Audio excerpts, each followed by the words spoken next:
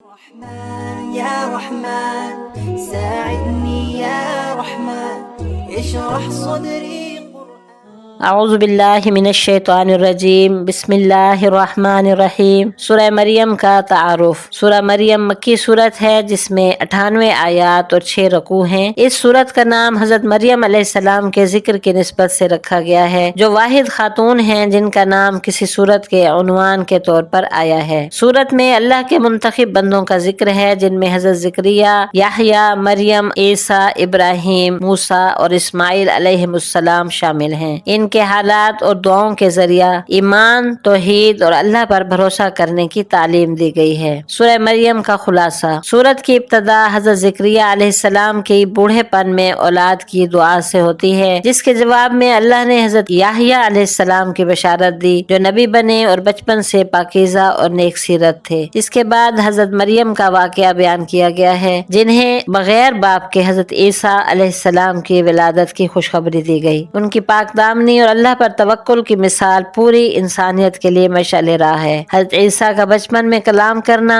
اپنی نبوت اور بندگی کا اعلان کرنا اور یہ بتانا کہ وہ اللہ کے بندے ہیں، عیسائیت کے غلط عقائد کی اصلاح کرتا ہے۔ پھر حضرت ابراہیم علیہ السلام کا ذکر ہے جنہوں نے اپنے باپ کو شرک سے روکا اور اللہ کے لیے وطن چھوڑا۔ اسی طرح حضرت موسیٰ علیہ السلام، حضرت اسماعیل علیہ السلام اور ادریس علیہ السلام کے مختصر تذکرے کے ذریعے نبیوں کے صبر، اخلاص اور دعوت توحید کو اجاگر کیا گیا ہے۔ سورت کے آخر میں قیامت، جزا و سزا اور نافرمانوں کے انجام کا ذکر ہے، جبکہ ایمان لانے والوں کو اللہ کی رحمت اور جنت کی خوشخبری دی گئی ہے۔ یہ سورت دل کو نرمی، آنکھوں کو آنسو اور زبان کو دعا پر مائل کرتی ہے اور انسان کو اللہ سے تعلق مضبوط بنانے کی دعوت دیتی ہے۔